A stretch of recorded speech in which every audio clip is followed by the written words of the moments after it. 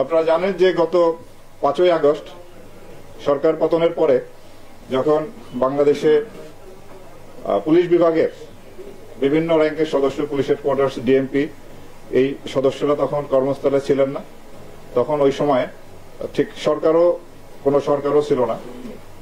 6ই August যখন আমি জানতে পারি যে পুলিশ লাইন রাজারবাগে সেখানে আমাদের পুলিশ সদস্যরা তারা এক ধরনের বিদ্রোহের মনোভাব পোষণ করে সেখানে অবস্থান করতেছিলেন এবং এই ঢাকা সহ দেশের বিভিন্ন জায়গায় আমাদের যে আক্রান্ত থানা ফাঁড়িতে অনেক পুলিশ সদস্যদের লাশ পড়েছিল। তখন পুলিশ বাহিনীকে নেতৃত্ব দেওয়ার মতো কোনো অবস্থা ছিল না। সেই সময় আমি এবং আমার কিছু সহকর্মী, চাকরিতে ছিলেন সহকর্মী, এবং আমাদের অবসরপ্রাপ্ত কতিপয় কর্মকর্তা আমরা 6ই আগস্ট পুলিশ অফিসার্স মেসে সমবেত হই এবং এই সময় কি করণীয় সেই ব্যাপারে আমরা খুব দ্রুত সিদ্ধান্ত নিই। আমরা জানি যে দেশের আইন শৃঙ্খলা পরিস্থিতি তখন খুব খারাপ অবস্থায় ছিল, কোথাও কোনো পুলিশ কাজে ছিল না। সে অবস্থায় দ্রুত কিভাবে এই পরিস্থিতি নিয়ন্ত্রণে আনা যায় সেই জন্য আমরা সেখানে সলা পরামর্শ করি এবং দ্রুত এই পরিস্থিতি স্বাভাবিক করার জন্য আমরা সিদ্ধান্ত গ্রহণ করি। আমাদের প্রথমেই দায়িত্ব ছিল পুলিশকে একটা স্বাভাবিক পর্যায়ে নিয়ে আসা। সে প্রেক্ষিতে আমরা কতিপয় সদস্য রাজারবাগ পুলিশ লাইনে যাই। আপনারা জানেন যে সেখানে সশস্ত্র অবস্থায় আমাদের 4-500 পুলিশ সদস্য কর্মবিরতি পালন বা এক ধরনের বিদ্রোহের মনোভাব পোষণ করে আসছিল। তাদের ক্ষোভ ছিল তাদের নেতৃত্বের উপর, যে নেতৃত্ব তাদেরকে পরিচালিত করে ছাত্র জনতার সম্মুখীন করেছিল এবং সেই আইন শৃঙ্খলা রক্ষাকারী বাহিনী হাতে সহস্রাধিক ছাত্র নিহত হয়। এই ক্ষোভ যে এই সময় তাদের নেতৃত্বে কেউ ছিল না সেখানে। ওই পরিস্থিতি দ্রুত সামাল দেওয়ার জন্য আমি আমার কিছু সহকর্মী নিয়ে রাজারবাগ পুলিশ লাইন্সে যাই এবং তাদের কাছে গিয়ে তাদেরকে বিদ্রোহী মনোভাব থেকে নিবৃত্ত করে স্বাভাবিক কাজকর্মে ফিরিয়ে আনার জন্য আমি উদ্যোগ গ্রহণ করি এবং জানেন যে সে কাজটি অত্যন্ত ঝুঁকিপূর্ণ কাজ ছিল।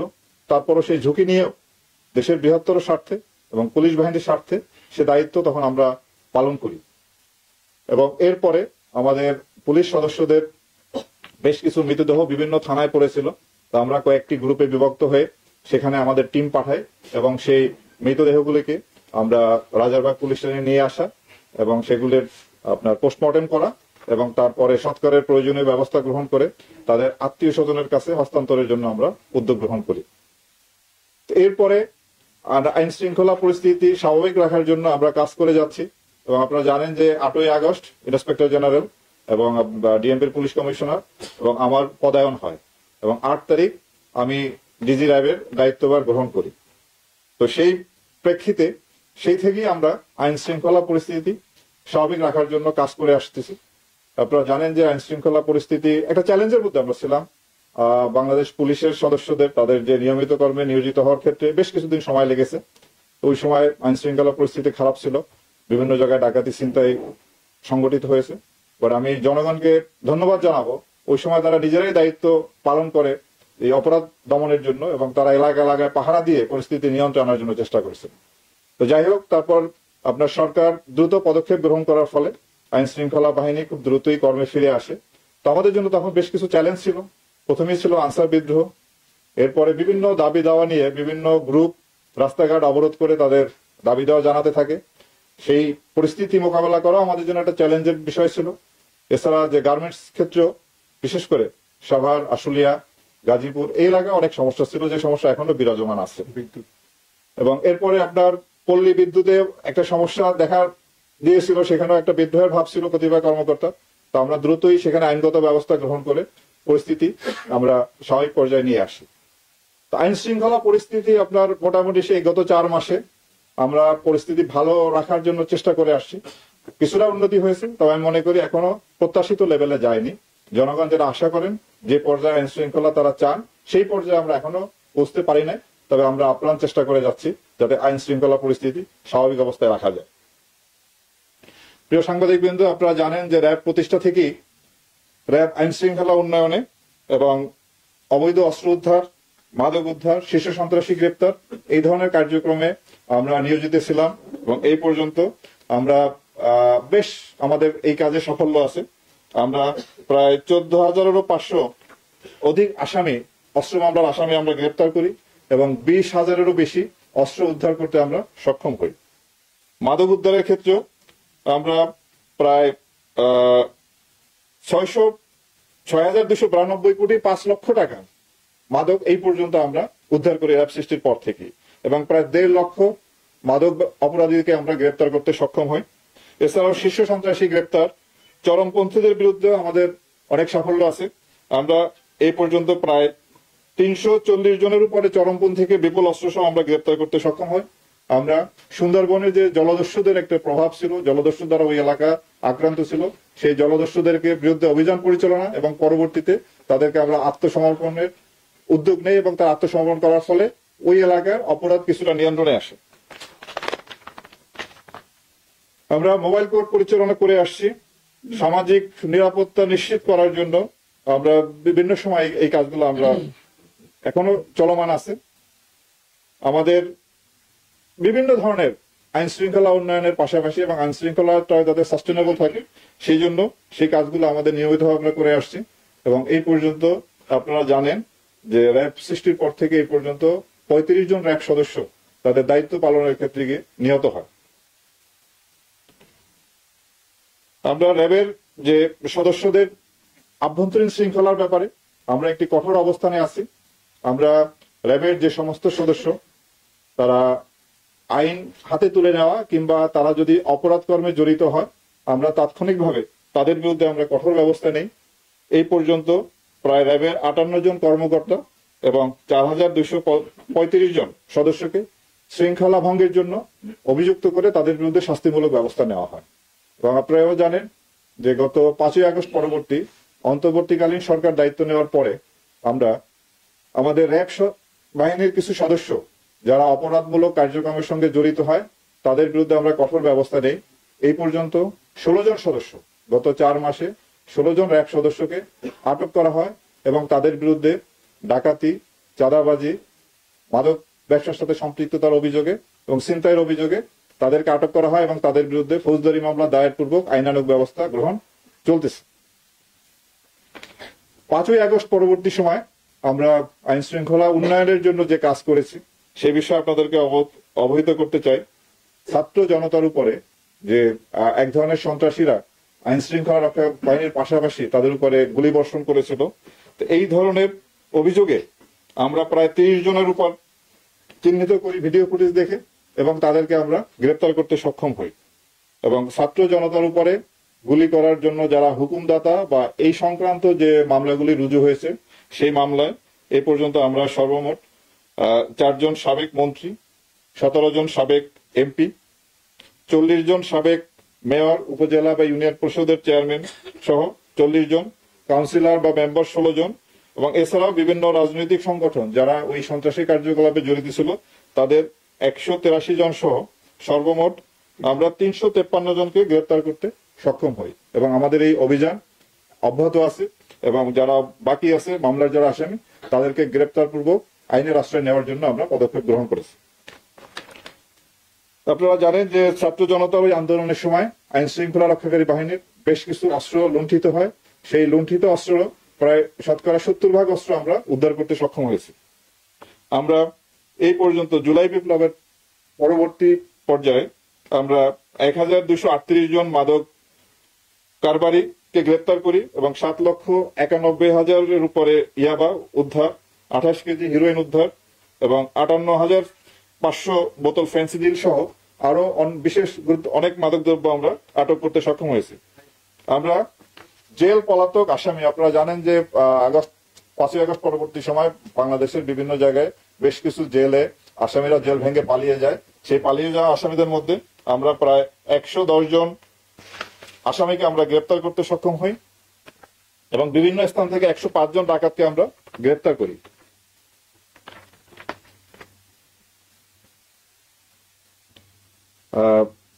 এছাড়াও আমাদের মানবিক কাজের মধ্যে আপনারা জানেন যে গত মাস 2 আগে যখন বাংলাদেশের কুমিল্লা, ফেনী সহ এই অঞ্চলে বন্যা তলিয়ে যায় তখন আমরা বন্যা দুর্গতকে হেলিকপ্টার দিয়ে তাদেরকে উদ্ধার করি এবং আমরা হেলিকপ্টারের মাধ্যমে সেখানে ত্রাণ তৎপরতা পরিচালনা করি। প্রায় 16 টনের উপরে ত্রাণ আমরা সেখানে বিতরণ করি। তো আমরা এই সমস্ত বিষয় অর্থাৎ আইন শৃঙ্খলা পরিস্থিতি স্বাভাবিক রাখার জন্য র্যাব শুরু থেকেই কাজ করে আসছে, এখনো আমাদের এই কাজ চলমান আছে। তো আমি আপনাদেরকে আশ্বস্ত করতে চাই র্যাব তার দায়িত্ব আন্তরিকতার সাথে নিষ্ঠার সাথে পালন করবে। আমরা জানি যে র্যাবের বিরুদ্ধে বেশ কিছু অভিযোগ আছে, গুম, খুন, তারপরে আপনার অপহরণ, এই ধরনের বেশ কিছু অভিযোগ আমাদের প্রতি আছে। তা আমি আপনাদের মাধ্যমে দেশবাসীকে জানাতে চাই যে র্যাব সৃষ্টির পর আজ পর্যন্ত যে সমস্ত জনগণের যারা র্যাব দ্বারা নির্যাতিত বা অত্যাচারিত হয়েছেন তাদের কাছে, এবং যারা হত্যাকাণ্ডের শিকার হয়েছেন, যেমন নারায়ণগঞ্জের 7 খুন সহ যারা র্যাব কর্তৃক হত্যাকাণ্ডের শিকার হয়েছেন, তাদের পরিবারের কাছে আমরা দুঃখ প্রকাশ করি এবং ক্ষমা প্রার্থনা করি। এবং পাশাপাশি এই সমস্ত ঘটনার সুষ্ঠু তদন্তের মাধ্যমে এর বিচার যাতে হয় সেটা আমরা প্রত্যাশা করি। অন্তর্বর্তীকালীন সরকার গুম খুন কমিশন করেছেন, আন্তর্জাতিক অপরাধ ট্রাইব্যুনাল এই ধরনের অপরাধ কগনিজেন্সে নিয়ে বিচার কার্য পরিচালনা করছে। তা আমরা আশা করব সুষ্ঠু নিরপেক্ষ তদন্তের মাধ্যমে আমাদের বিরুদ্ধে যে অভিযোগ আছে তার সুষ্ঠু তদন্ত হবে এবং এর বিচার হবে, এবং এইভাবেই আমাদের দায় মুক্তি সম্ভব। অন্য কোনোভাবেই আমরা এই দায় থেকে মুক্ত হতে পারবো না। কেবলমাত্র সুষ্ঠু তদন্ত এবং বিচারের মাধ্যমেই আমরা দায় মুক্ত হতে চাই। তা আমি আপনাদের মাধ্যমে আবারও যারা র্যাবের কারণে ক্ষতিগ্রস্ত হয়েছেন, নির্যাতিত হয়েছেন, তাদের পরিবারের কাছে এবং তাদের কাছে আমরা আবারও দুঃখ প্রকাশ এবং ক্ষমা প্রার্থনা করছি। আশা করি ভবিষ্যতে এই বাহিনী, আপনারা জানেন যে গত 4 মাসে আমরা অক্লান্ত পরিশ্রম করে যাচ্ছি। ভবিষ্যতে আমি আপনাদেরকে নিশ্চয়তা দিচ্ছি, আমি যতদিন এই দায়িত্ব পালন করব বা আমার অফিসার যারা আছেন, র্যাব কখনো কারো নির্দেশে ভবিষ্যতে এই ধরনের অপরাধ, যে গুম করা, খুন করা, এটা হলো ফৌজদারি অপরাধ, এই অপরাধে কখনোই আর জড়িত হবে না, এই নিশ্চয়তা আমরা দিচ্ছি। তারপরও যদি কোনো সদস্য নিজ দায়িত্বে কোনো অপরাধমূলক কার্যকলাপে জড়িত হয়, তাদের বিরুদ্ধে আমরা কঠোর আইনগত ব্যবস্থা নিব, যেটা 5ই আগস্ট পরবর্তীতে আমরা নিয়ে আসছি। তা আমি আপনাদের কাছে বিনীতভাবে অনুরোধ জানাবো, আপনারা আমাদের এই দায়িত্ব পালনের ক্ষেত্রে আমাদের এই কাজে সহায়তা করবেন, এবং আমরা জনগণেরও সহায়তা প্রত্যাশা করি। জনগণের সহায়তা ব্যতীত কোনো বাহিনী, আইন শৃঙ্খলা রক্ষাকারী কোনো বাহিনী তার সাফল্য অর্জন করা সম্ভব হবেও না। তো সুতরাং আমরা ভবিষ্যতে এই সহায়তা পাবো এবং আপনাদের সাহায্য সহযোগিতা নিয়ে আমরা এগিয়ে যাব একটি সুন্দর একটা বাংলাদেশ বিনির্মাণে, একটা অপরাধ যাতে নিয়ন্ত্রণে থাকে, বাংলাদেশ বিনির্মাণে আমরা সবাই একসাথে কাজ করব, এই আশাবাদ ব্যক্ত করে আমার বক্তব্য শেষ করছি। আপনাদের সকলকে অসংখ্য ধন্যবাদ। মাননীয় মুখ্যমন্ত্রী, আপনি 5ই আগস্ট পরবর্তী র্যাবের কার্যক্রম এবং র্যাবের সাফল্যের কথা বলছেন। ফ্যাসিবাদ বিরুদ্ধে আন্দোলন যখন চলছিল তখন র্যাবের হেলিকপ্টার থেকে আন্দোলনকারীদের উপর সাউন্ড গ্রেনেড ছোড়া হয়েছে এবং টিয়ার গ্যাস ছোড়া হয়েছে, আপনি এবং গুলি করা হয়েছে। আপনি একজন অভিজ্ঞ পুলিশ কর্মকর্তা, আপনি কি মনে করেন যে এই আচরণটি পেশাদারী আচরণ হয়েছে? এটা 1 নম্বর প্রশ্ন। দ্বিতীয় হচ্ছে, একটি বৃহৎ রাজনৈতিক দল র্যাব বিলুপ্তির প্রস্তাব করছে, এটা আপনারা কিভাবে দেখছেন? আপনাকে অসংখ্য ধন্যবাদ। হেলিকপ্টারের বিষয়ে আপনার হাইকোর্টে, মহামান্য হাইকোর্টে একটি রিট আছে, এই সংক্রান্তে ফৌজদারি মামলাও রুজু হয়েছে, আন্তর্জাতিক অপরাধ ট্রাইব্যুনালও এটা অনুসন্ধান করছে। আমরা আশা করব এই সমস্ত অনুসন্ধানের মাধ্যমে প্রকৃত সত্য বের হয়ে আসবে এবং এর প্রেক্ষিতে পরবর্তী ব্যবস্থাগুলি গ্রহণ করা হবে। আর র্যাব বিলুপ্তির বিষয়ে আমি র্যাবে কর্মরত আছি, আমরা যতদিন দায়িত্বে পালন করব, র্যাবের আমাদের যে দায়িত্ব সেই দায়িত্ব আমরা নিষ্ঠার সঙ্গে, আন্তরিকতার সঙ্গে পালন করব, এবং এ ব্যাপারে সরকার যে সিদ্ধান্ত গ্রহণ করবে সেটি শিরোধার্য, সরকারের সিদ্ধান্তের অপেক্ষা আমরা থাকি।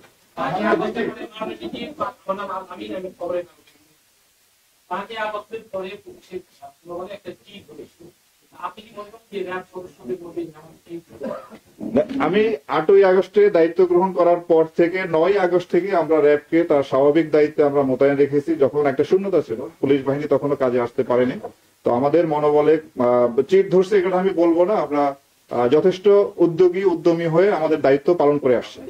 আরেকটি প্রশ্ন ছিল, সেটা হচ্ছে জুলাই অভ্যুত্থানের সময় হামলাকারী ও সরাসরি গুলি বর্ষণকারীদের ছবি বিভিন্ন সামাজিক যোগাযোগ মাধ্যমে কিন্তু অলরেডি স্পষ্ট হয়ে গেছে। তো তাদেরকে গ্রেফতারের বিষয়ে র্যাব অবহেলিত মানে কি অভিযোগ পরিচালনা করছে?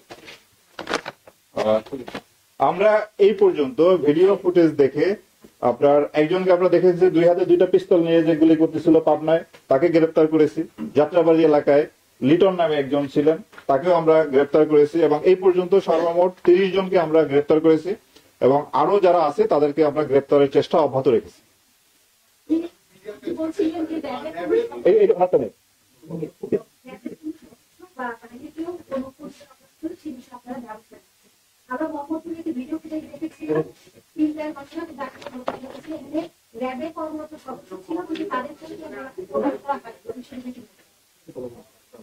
আমরা এই পর্যন্ত যে ছিনতাই, ডাকাতি, চাঁদাবাজির সাথে সম্পৃক্ত 16 জন র্যাব সদস্যকে আটক করে তাদের বিরুদ্ধে ফৌজদারি অভিযোগ আনয়ন করেছি এবং ভবিষ্যতেও কোনো সদস্য যদি এই ধরনের অপরাধের সাথে সম্পৃক্ত হয় তাদের বিরুদ্ধে ফৌজদারি মামলা এবং পাশাপাশি বিভাগীয় মামলা দুইটি অব্যাহত থাকবে এবং আমরা এই বিষয়ে অত্যন্ত কঠোর অবস্থানে আছি।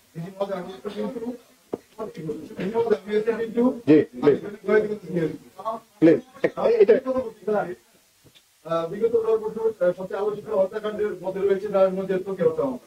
র্যাব দীর্ঘদিন তদন্ত হয়েছে, এরপর শুরু করতে পারেনি। সেক্ষেত্রে আপনার জি একটু তোকি হত্যা মামলায় আপনার এই পর্যন্ত আমরা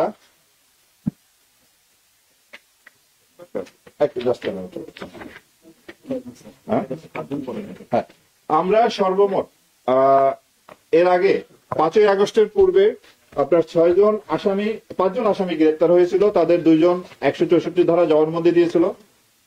5ই আগস্টের পরবর্তীতে আমরা আরো 6 জনকে গ্রেপ্তার করি এবং এর মধ্যে একজন 164 ধারা জবানবন্দি দিয়েছে। এই মামলার তদন্তে যথেষ্ট অগ্রগতি আছে এবং আমরা এই মামলার তদন্ত দ্রুত সম্পন্ন করে আইনগত ব্যবস্থা গ্রহণ করতে সক্ষম হব। হ্যাঁ র্যাবের কিন্তু অনেকগুলো অভিযোগ আসছে। এই ক্ষেত্রে র্যাবের পোশাকের আপনারা পরিবর্তন চান কিনা? আগে 5ই আগস্ট পূর্ববর্তী সময় অনেকগুলো অভিযোগ আছে, এক্ষেত্রে র্যাবের পোশাকের কোন ধরনের পরিবর্তন চান কিনা আপনারা? যেমন পুলিশের ক্ষেত্রে দাবি উঠেছে, পুলিশের ক্ষেত্রে দাবি উঠেছে, র্যাবের ক্ষেত্রেও দাবি উঠেছে। আমরা পোশাক পরিবর্তনের বিষয়ে আমরা চিন্তা ভাবনা করতেছি র্যাবের জন্য যাতে একটি আইন প্রণয়ন করা যায়। র্যাবের কোনো আপনার নির্দিষ্ট আইন নাই, আনপুলিশ ব্যাটালিয়ন আইন সংশোধন করে র্যাব বাহিনী গঠন করা হয়েছে। আমরা র্যাবের জন্য একটা আইন করার চিন্তা ভাবনা করতেছি এবং আর কোন কোন ক্ষেত্রে সংস্কার আনা যায় সেই বিষয়ে আপনাদের মতামত, জনসাধারণের মতামত সাপেক্ষে আমরা পরবর্তী প্রয়োজনীয় ব্যবস্থা গ্রহণ করব। তবে পোশাকের ব্যাপারে আমি একটা জিনিস মনে করি যে পোশাকের চেয়ে গুরুত্বপূর্ণ যে মানুষটাকে এই পোশাকটা পরানো হয় তারা। যেমন আমরা প্রতিদিনই ইউনিফর্ম পরি, আপনারা এক একদিন প্যান্ট পরেন, প্যান্ট শার্ট পরেন, স্যুট পরেন, পায়জামা পাঞ্জাবি পরেন, ব্যক্তি একই। সুতরাং একজন ভালো ব্যক্তি যে পোশাকই পরুক না কেন তার কাছ থেকে আমরা ভালো জিনিসই পাবো। খারাপ ব্যক্তিকে আমি যত ভালো পোশাক পরাই না কেন তার কাছ থেকে আমরা ভালো কিছু পাবো না। তারপরও যেহেতু পোশাকের ব্যাপারে একটা মতামত আসছে আমরা এটা সক্রিয় বিবেচনা রেখেছি। প্লিজ পিছন থেকে একজনের বলা হচ্ছে প্লিজ।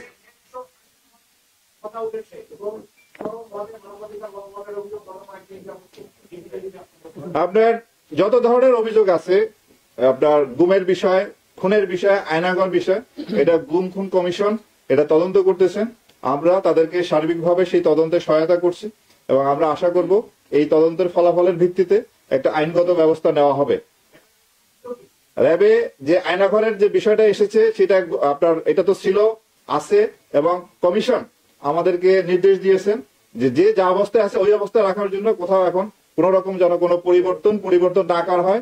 অ্যাকর্ডিংলি আমরা ঠিক ওইভাবেই রেখেছি যা যেভাবে ছিল অতীতে। একটু পিছিয়ে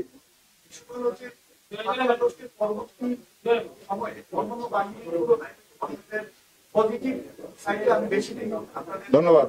জি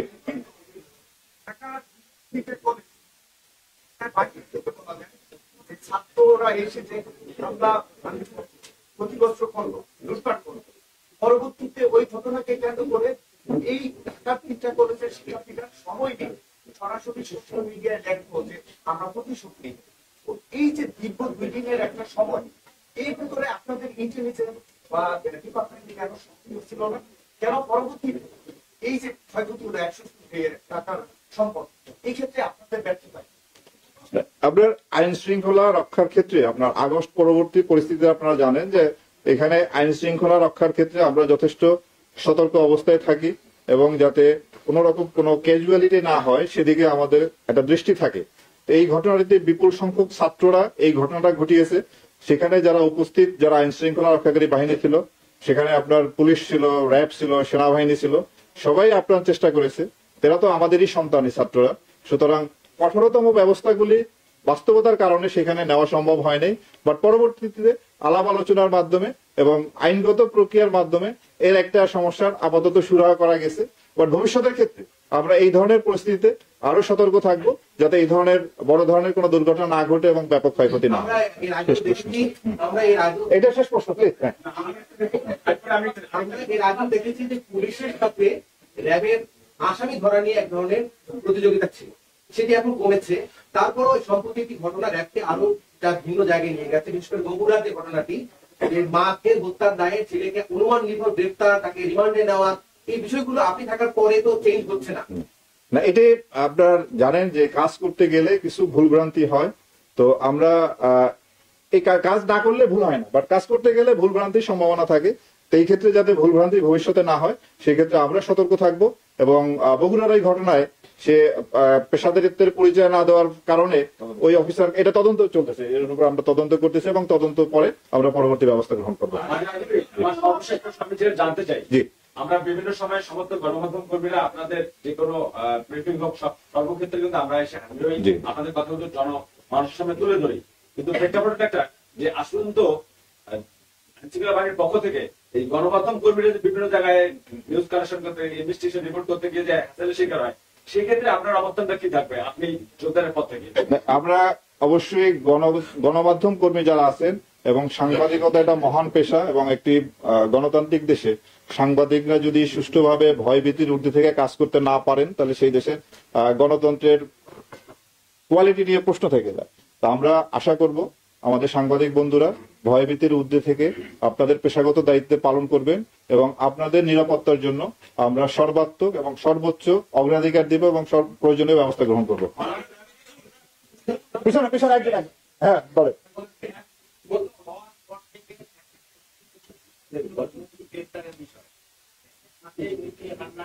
বাংলা ভাই শাহেদ রহমান সহ অনেক জঙ্গি গ্রেপ্তার হয়েছে।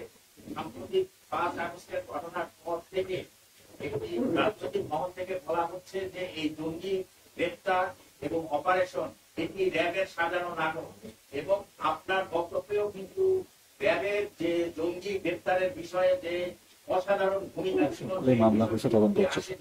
তাহলে কি আপনারা এই জঙ্গিকে নাটক বলে মনে করছেন কিনা? আমরা আমাদের দেশে জঙ্গিদের তৎপরতা ছিল, এটা আমরা দেখেছি। র্যাবও সেক্ষেত্রে কার্যকর ব্যবস্থা গ্রহণ করছে। ভবিষ্যতেও যাতে কোনরূপ জঙ্গি তৎপরতা এই দেশে বিস্তার লাভ করতে না পারে সেজন্য আমরা সচেষ্ট আছি এবং কাজ করে যাচ্ছি। ধন্যবাদ আপনাদের সকলকে। Thank you.